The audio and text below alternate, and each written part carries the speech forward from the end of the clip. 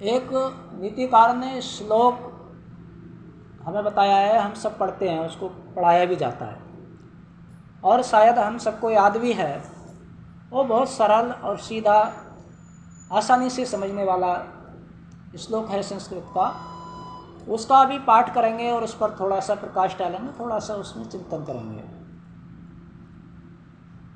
ऐसा न विद्या न तपो न दानम ज्ञानम न शीलम न गुणो न धर्मा ते मर्त्यलोके भुवि भारभूता मनुष्यरूपेण मृगाश्चरन्ति मनुष्यरूपेण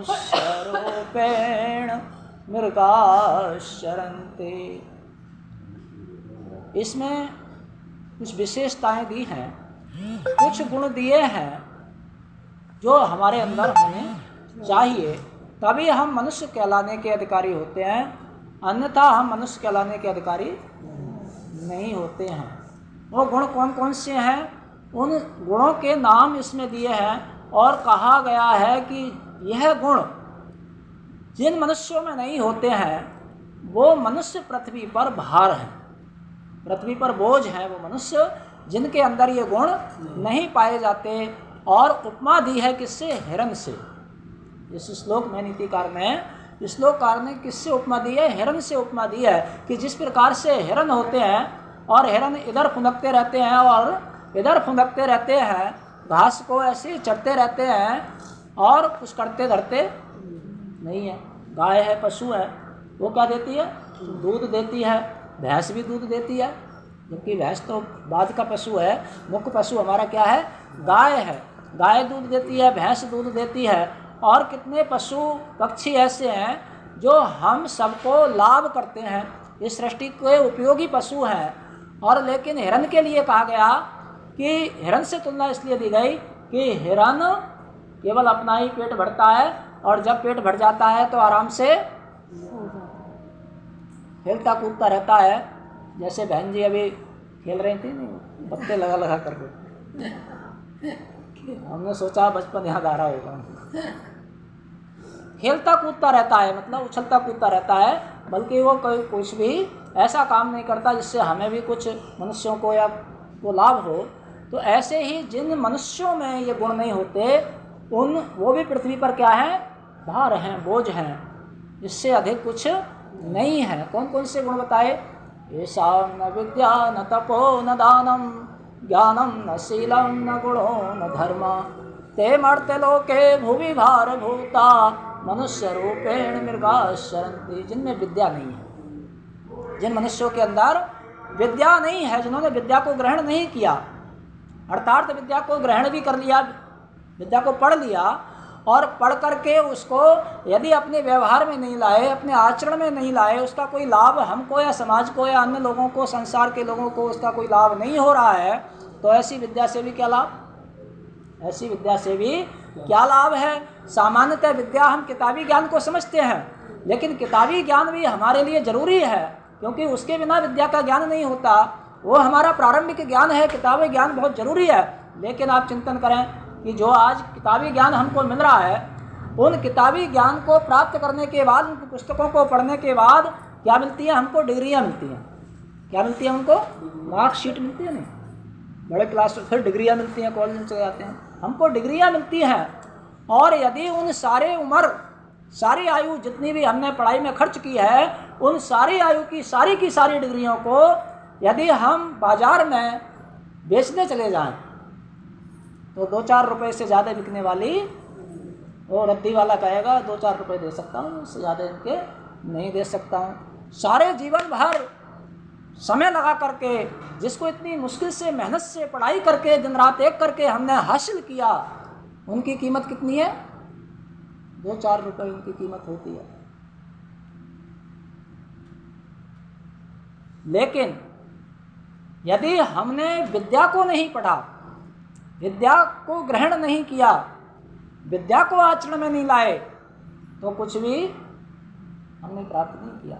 बड़ी बड़ी डिग्रियां करने के बाद यदि हमारा व्यवहार अच्छा नहीं हो, यदि हमारा आचरण अच्छा नहीं हो, यदि हमारा चरित्र अच्छा नहीं हो, तो समाज के लोग कितने भी हम डिग्री वाले हैं, कितनी भी हमने हमें PhD और बड़ी अच्छी अच्छी डिग्रियाँ हासिल कर रखी हैं, लेकिन समाज के लोग उंगली उठाएंगे हमारी तरफ को, देखो वैसे तो ये पढ़े लिखे लोग हैं, लेकिन देखो क्या तमाशा कर रहे हैं, कैसा आचरण कर रहे हैं, कैसा व्यवहार कर रहे हैं, अर्थात इनकी पढ़ाई का कोई लाभ नहीं है। लेकिन जिस व्यक्ति ने विद्या ग्रहण की है, वेद, दर्शन, उपनिषद आदि आर्ष ग्रंथों को जिसने पढ़ा है, ज्ञान को हासिल किया है, ज्ञान का अर्जन किया है, और उसके अनुसार यदि उसका आचरण किया है, उसी के अनुसार अगर आचरण करता है, तो वह व्यक्ति सभ्य माना जाता है, वह व्यक्ति व्यवहारिक माना जाता है,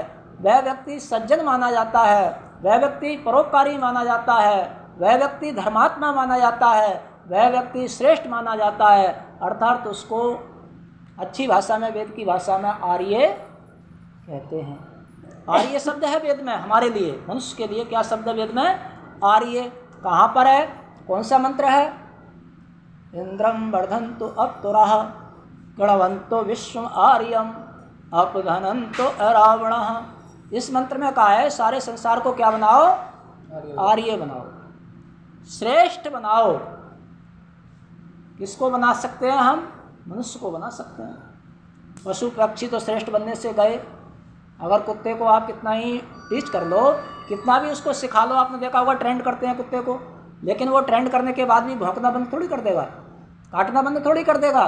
बड़े बड़े अच्छी क्वालिटी के कुत्ते देखे हैं हमने कि वो भी मालिक तक को काट लेते हैं, जो पालन पोषण करता है, उसको भोजन कराता है, उसको भी काट लेते हैं। और यदि मनुष्य जीवन में सब कुछ विद्या अर्जन करने के बाद, पढ़ने पढ़ाने के बाद हमने अगर वैसा ही व्यवहार किया, तो हमारी तुलना किससे की जाएगी? पशुओं से और पक्षियों से। और कभी कभी तो कह देते हैं ये तो पशु पक्षियों से भी गए गुजरे हैं, क्योंकि हम ना तो विद्या को पढ़ते हैं, और विद्या पढ़ लेते हैं तो उसके अनुसार आचरण नहीं करते, व्यवहार में नहीं लाते विद्या को। इसलिए हम मनुष्यपन से, जो मानवता है, उससे कहीं अलग भटक जाते हैं, और इससे समाज में हमारी पहचान नहीं बनती। बड़े बड़े ऋषि मुनि महर्षि, बड़े बड़े राजे महाराजे, जो कि बड़े विद्वान हुए, धर्मात्मा हुए, परोपकारी हुए, उन्होंने संसार का कल्याण किया, बहुत कार्य किए उन्होंने, उनको आज याद करते हैं, क्योंकि उन्होंने उस विद्या का, जो विद्या अर्जन की थी, उसका सदुपयोग किया, उसको लोगों को ज्ञान बांटा, दूसरों को सिखाया, दूसरों को समझाया, दूसरों को उपदेश किया, जिससे उनका स्वयं का भी भला हुआ और उन्होंने दूसरों का भी भला किया। तो विद्या कौन सी है? विद्या वो है जिसमें अपना भी भला होता हो और दूसरों का भी उससे भला होता हो। उस विद्या को हमें ग्रहण करना चाहिए और विद्या पढ़ करके उसको आचरण में लाना चाहिए। और यदि हम आचरण में लाए तो कहलाएंगे मनुष्य और पृथ्वी पर बोझ नहीं रहेंगे। और यदि हमने विद्या को नहीं पढ़ा, अर्जन नहीं किया या आचरण में नहीं लाए, तो हम मनुष्य कहलाने के अधिकारी नहीं होंगे, तो हम पृथ्वी पर क्या बन जाएंगे? बोझ बन जाएंगे। इसलिए कहा पहले क्या होना चाहिए? मनुष्य को विद्या ग्रहण करनी चाहिए। ये सामना विद्या, जिन मनुष्य में विद्या नहीं है, तप नहीं है, तप समझते हैं? योग दर्शन में आया है द्वंद्वम सहनम तपः। क्या कहा गया है? द्वंद्वम सहनम तपः। द्वंद्व को सहन करना क्या कहलाता है? तप कहलाता है। द्वंद्व जानते हैं? द्वंद्व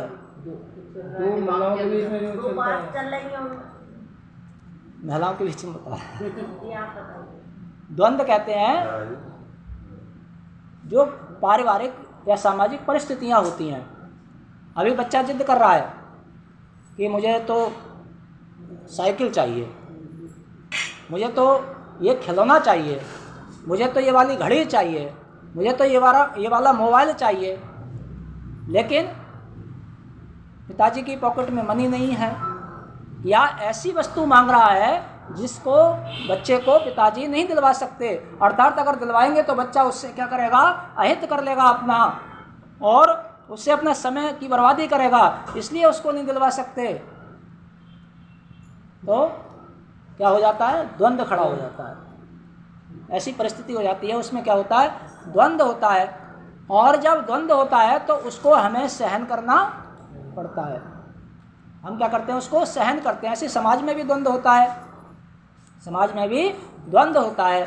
हम चाहते हैं कि सारे लोग हवन करें, लेकिन कुछ लोग आपने देखा होगा, हम तो हवन कर रहे हैं, दूसरे लोग दरवाजे पर टायर जला रहे हैं हाथ सेकने के लिए, और उससे प्रदूषण हो रहा है। या अन्य कुछ ऐसे पदार्थ जला रहे हैं, डीजल डाल दिया, पेट्रोल डाल दिया, या कुछ डाल करके उससे हाथ सेक रहे हैं, और सब में गंदगी हो रही है, सब में प्रदूषण हो रहा है। तो द्वंद्व चल रहा है नहीं। इधर हम तो पर्यावरण को शुद्ध कर रहे हैं, वृक्षारोपण कर रहे हैं, पीपल के पेड़ लगा रहे हैं, और भी अन्य प्रकार से वातावरण स्वच्छ रहे इसलिए प्रयत्न कर रहे हैं, और घी सामग्री से हवन कर रहे हैं। लेकिन दूसरे लोग वहाँ प्रदूषण कर रहे हैं, दूसरे लोग वातावरण को और अधिक गंदा कर रहे हैं। तो क्या चलता है, समाज में द्वंद्व चलता है। हम अच्छे लोग चाहते हैं कि संसार में अच्छे लोग हों, समाज में अच्छे लोग हों, लेकिन दुष्ट लोग चाहते हैं कि हमारा गिरोह बढ़ जाए, हमारा ग्रुप बढ़ जाए। और विरोधी लोग, ऐसे विपरीत लोग जो समाज के विरोधी तत्व हैं, दुष्ट लोग, वो अपना ग्रुप बढ़ाना चाहते हैं। तो ये क्या, समाज में द्वंद्व चलता है। द्वंद्वम सहनम तपा, ये जो ग्रह का या समाज का द्वंद्व है, उसको सहन करना क्या कहलाता है, तप कहलाता है। अपने अंदर भी द्वंद्व चलता है, अपने शरीर के स्वयं के अंदर भी क्या चलता है, द्वंद्व चलता है। उसको सहन करना भी क्या कहलाता है, तप कहलाता है। जैसे वैचारिक द्वंद्व तप कहलाता है। तो द्वंद्वम सहनम तपा, द्वंद्व को सहन करना तप कहलाता है। तो हमें कैसा होना चाहिए, तपस्वी होना चाहिए, हम द्वंद्व को सहन कर सकें।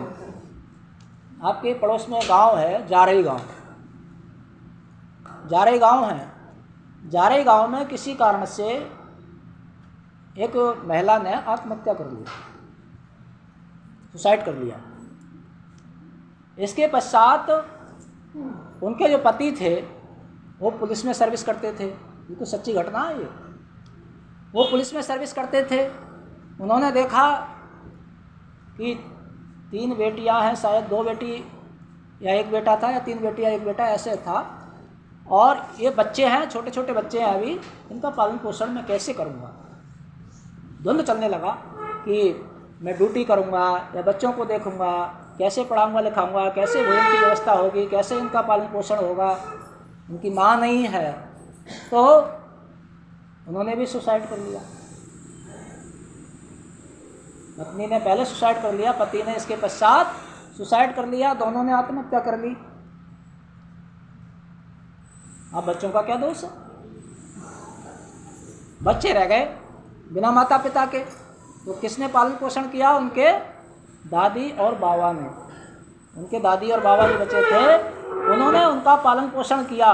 चंदौसी से जब वो जाते थे गांव, तो कई जगह तो उनको बैठ करके जाना पड़ता था।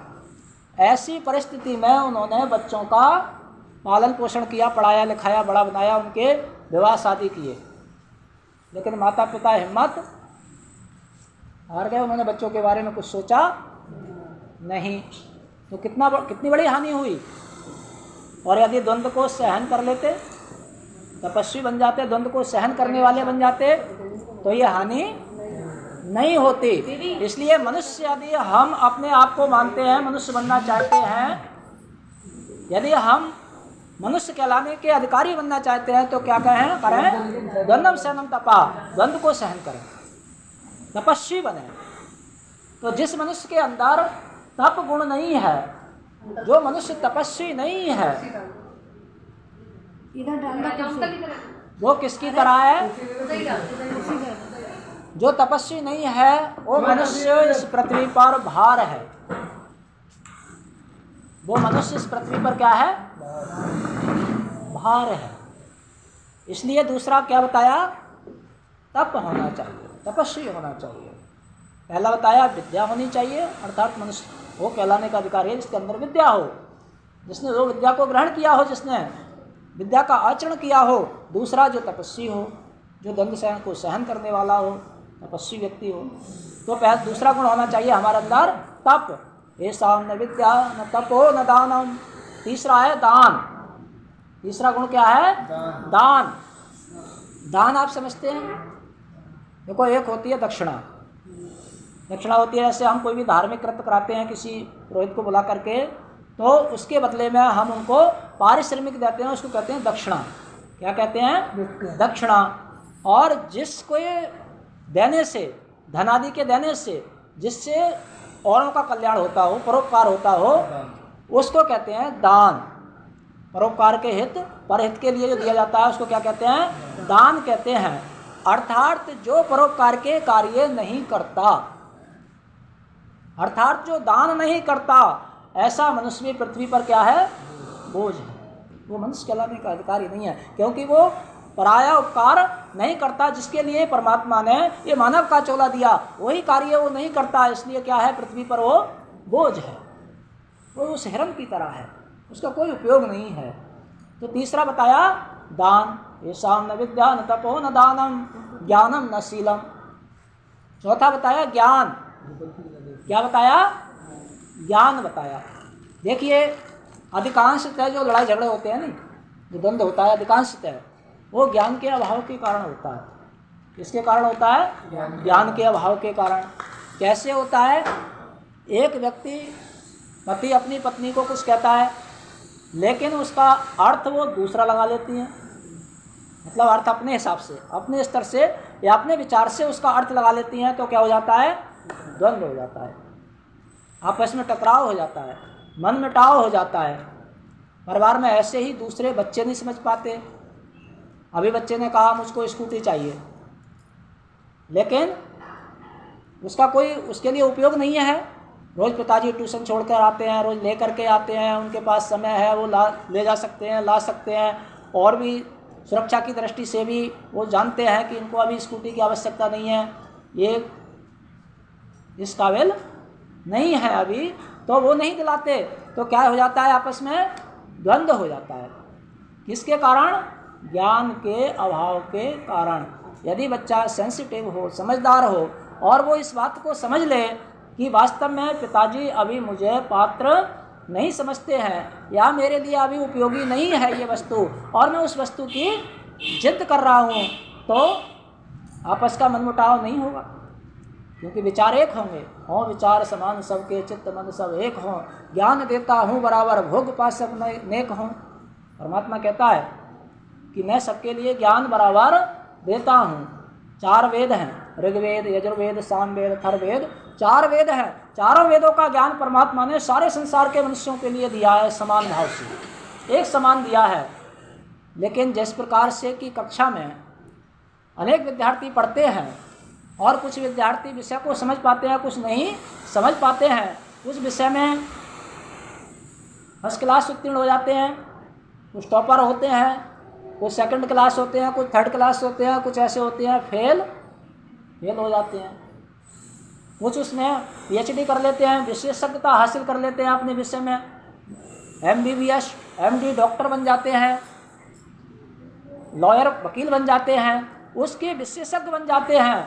और कुछ ऐसे होते हैं कि वो कुछ भी नहीं बनते, उन्हीं किताबों को पढ़ करके वो कुछ नहीं बनते, अर्थात वो ज्ञान का ग्रहण नहीं करते, जैसा करना चाहिए था वैसा नहीं करते, तो क्या रह जाते हैं? इनकम्प्लीट, अधूरे रह जाते हैं। वो फिर उसका विचारधारा समान नहीं हो पाती। एक व्यक्ति बहुत पढ़ा लिखा हो, एक व्यक्ति कम पढ़ा लिखा हो या अनपढ़ हो, वो व्यक्ति समझता है कि सामने वाला है जो व्यक्ति है वो मेरे भावों को समझ लेगा, मेरे विचारों को समझ लेगा, और भावों में क्या बोलता है वो अपनी भाषा में, क्लिष्ट भाषा में बोल रहा है, लेकिन सामने वाले को कुछ समझ में नहीं आ रहा है। जब समझ में नहीं आ रहा तो वो कुछ का कुछ समझ रहा है, या फिर उसको समझ रहा है कि कहाँ से कहाँ आफत आ गई, ये कहाँ से कहाँ मुसीबत आ गई, ये किसने हमें यहाँ अधिकारी बना दिया, ये कब तक रहेंगे, हमारा कहीं दूसरी जगह ट्रांसफ़र हो जाए या इनका ट्रांसफ़र हो जाए। तो क्या हो गया? विचारधारा। क्या होती है? विचारधारा। ज्ञान, परमात्मा ने तो सबको समान रूप से ज्ञान दिया, लेकिन हमने समान रूप से ज्ञान प्राप्त नहीं किया, विद्या प्राप्त नहीं की, तो क्या कमी रह गई हमारे अंदर? इस गुण की कमी रह गई। जो गुण हमें मनुष्य के लिए होना चाहिए था वो गुण नहीं रहा। क्या? विद्या, तप, दान और ज्ञान। फिर कहा शील। क्या कहा? शील। शील वो गुण है, शील वो गुण है जिससे स्वयं को भी लाभ होता है और दूसरे को भी लाभ होता है। बच्चा बड़ा सुशील है, कहा जाता है ना, कहा जाता है बच्चा बड़ा सुशील है। अर्थात जब बच्चे का आचरण अच्छा होता है, जब बच्चे का व्यवहार अच्छा होता है, जब बच्चा सौम्य होता है, जब बच्चा उद्दंडता नहीं करता है, जब कोई भी पुरुषत्व के विपरीत आचरण नहीं करता है, तो उसको क्या कहते हैं जी? सुशील कहते हैं। बड़ा तो कुछ लोग तो अपना नाम ही सुशील रख लेते हैं, कुछ लोग अपना नाम ही सुशील रख लेते हैं। तो अच्छी बात है, सुशील रखना चाहिए, लेकिन वैसा ही गुण हमारे अंदर होना चाहिए। जैसा हमारा नाम हो वैसा ही हमारे अंदर गुण भी होना चाहिए। तो शील क्या है? गुण, अर्थात मनुष्य को गुणवान होना चाहिए। पहले हम देखते थे कि देहात में बड़े बुजुर्ग कहा करते थे कि पढ़ तो लिए हो, अभी गुने नहीं हो। बहुत बड़ी बात कह देते थे। सामान्य भाषा में अनपढ़ लोग भी ये बात को कह देते थे।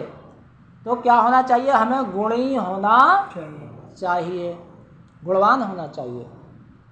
तो ये गुण अर्थात ये विशेषताएं जिस मनुष्य के अंदर होती हैं, वो मनुष्य पृथ्वी पर बोझ नहीं होता। ऐसा न विद्या न तपो न दानम ज्ञानम न शीलम न गुणो न धर्मा। गुणो न धर्मा। अब शील भी कहा और इसके बाद गुण भी कहा है। देखिए, शील भी कहा है और इसके बाद गुण भी कहा है कि गुण भी होना चाहिए, शील भी होना चाहिए और गुण भी होना चाहिए। देखिए, एक तो हो गया व्यवहार, एक तो हो गया व्यवहार जिससे हम सुशील कहते हैं। तो सुशीलता का, शीलता का ये क्या होगा? व्यवहारिक गुण हो गया। लेकिन कुछ गुण ऐसे होते हैं जो विशेष होते हैं। शील भी कहा और उसके साथ गुण भी कहा। गुण विशेष क्या होते हैं? कोई भी व्यक्ति कोई कलाकारी जानता है, जैसे कोई इंजीनियर है, कोई डॉक्टर है, कोई किसी मशीनरी का ज्ञाता है, कोई भी एरोप्लेन उड़ा सकता है, कोई बाइक चला सकता है, कोई गाड़ी चला सकता है। ऐसे ही अन्य क्या होते हैं? गुण होते हैं। व्यक्ति में विशेष गुण होते हैं, अर्थात व्यक्ति गुणवान होता है, कारीगर होता है, स्पेशलिस्ट होता है, विशेषज्ञ होता है, तो उससे क्या कह देते हैं? गुणी। तो ये तो बड़ा गुणी आदमी है। क्या होते हैं? गुण। शील भी होना चाहिए और गुण भी होना चाहिए। ऐसा न विद्या न तपो न दानम ज्ञानम न शीलम गुणो न धर्मा। जो अंतिम बात कही है वो बड़ी विशेष बात कह दी है।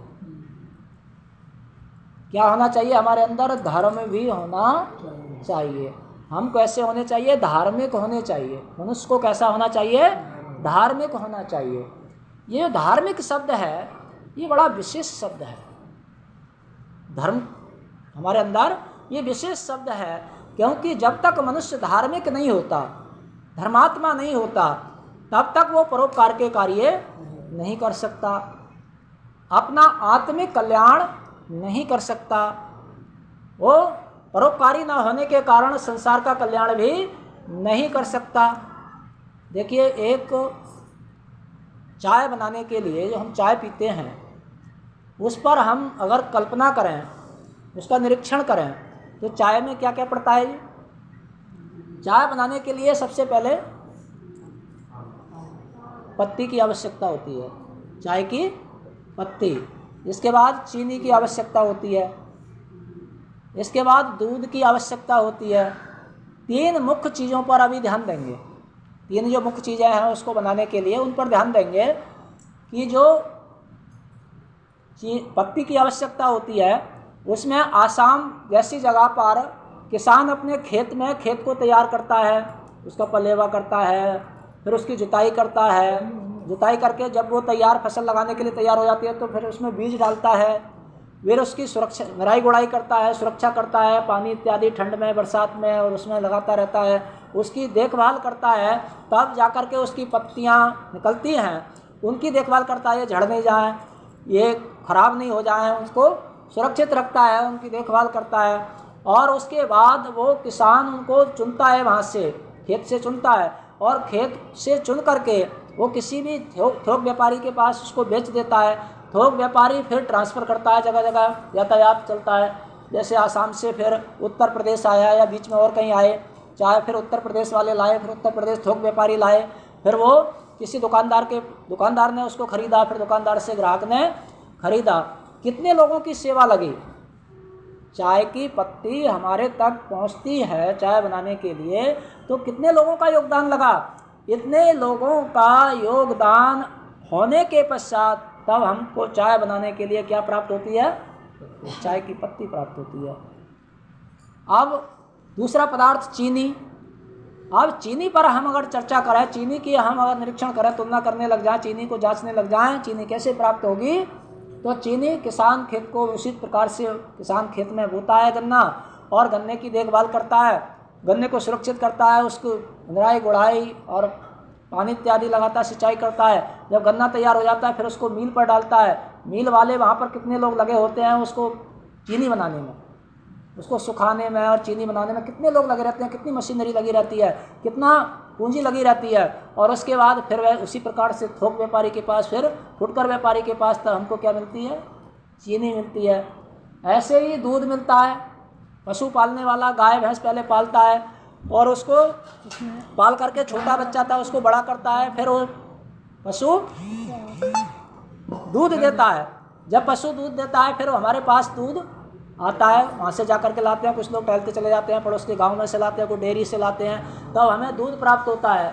और ये तीन मुख्य चीज़ें मिलती हैं। अभी अगर अदरक और उनकी तमाम तरह की चर्चा करने लग जाए, लौंग इलायची की, तो फिर पता चलेगा कि चाय भी बनाने में हमें पता नहीं कितने लोगों का सहयोग लेना पड़ेगा। तब हमें क्या मिलती है, चाय मिलती है, केवल चाय। अभी ये भोजन पर चर्चा करने लग जाए तो पता चलेगा गेहूँ खाते हैं, चावल खाते हैं, कितनी तरह की दालें खाते हैं, कितनी कितनी वस्तुओं का हम प्रयोग करते हैं, कपड़े पहनते हैं, जूते पहनते हैं, मोजे पहनते हैं और आभूषण पहनते हैं, बड़े कॉस्मेटिक लगाते हैं, पता नहीं क्या क्या हम यूज़ करते हैं। और उनमें कितने लोगों का योगदान होता है, उन सब में कितने लोगों का योगदान होता है। इतने लोगों का सहयोग हम अपने जीवन में लेते हैं, तो हमें भी उन लोगों को कुछ देना चाहिए कि नहीं, उन लोगों को हमें भी देना चाहिए, अर्थात उन लोगों का सहयोग हमें भी करना चाहिए। हम भी तो समाज के लिए उपयोगी हैं कि हम इतने लोगों का सहयोग ले रहे हैं, तो हम भी इतने लोगों को सुख दे सकें, इतने लोगों का प्रत्युपकार कर सकें। तो क्या होगा, हमें गुणी होना चाहिए। क्या होना चाहिए, गुणवान होना चाहिए, हमें गुणी होना चाहिए, धर्मात्मा होना चाहिए, धार्मिक होना चाहिए, हमें धार्मिक होने चाहिए। इतने गुण यदि मनुष्य के अंदर पाए जाते हैं तो वो क्या कहलाएगा, मनुष्य कहलाएगा और पृथ्वी पर बोझ नहीं कहलाएगा। यदि हम इन गुणों से रहित हैं तो हम पृथ्वी पर बोझ हैं, या मनुष्य जो भी इन गुणों से रहित है वो पृथ्वी पर क्या है, भार है, बोझ है। यदि हम पृथ्वी पर भार नहीं बनना चाहते, बोझ नहीं बनना चाहते, तो अपने जीवन में इन गुणों को धारण करें। थोड़ी सी चर्चा आपके बीच में रखी। ये एक नीतिकार ने एक श्लोक हमारे बीच में दिया है, हमको दिया है, और इसको हम पुस्तकों में पढ़ते रहते हैं, लेकिन इस पर चिंतन नहीं करते। हमें इस पर चिंतन करना चाहिए कि नीतिकारों ने जो श्लोक दिए, परमात्मा ने वेद का जो ज्ञान दिया, उपनिषदकारों ने उपनिषद का ज्ञान दिया, दर्शन आचार्यों ने दर्शन का ज्ञान दिया, ऋषि महर्षियों ने, जो आप पुरुषों ने, विद्वानों ने हमको ज्ञान दिया, हमने उस पर चिंतन नहीं किया। जबकि सारा का सारा चिंतन हमारे लिए उपयोगी था और हम उस चिंतन को ग्रहण करते, उस ज्ञान को ग्रहण करते, तो दूसरों लोगों को भी हम उपकार कर सकते थे। इसलिए हम मनुष्य बनने का प्रयत्न करें, गुणी बनने का प्रयत्न करें, धार्मिक बनने का प्रयत्न करें, विद्या ग्रहण करने का प्रयत्न करें अपने जीवन में, और उसका स्वयं भी आचरण करें और दूसरों को उससे लाभान्वित करें। ऐसा जीवन मनुष्य का, प्रत्येक मनुष्य का होना चाहिए। तो थोड़ा सा चिंतन आपके बीच में रखा। आशा करते हैं कि आपको समझ आया होगा क्योंकि बहुत ही सरल श्लोक है और बहुत ही इसका आसान अर्थ है।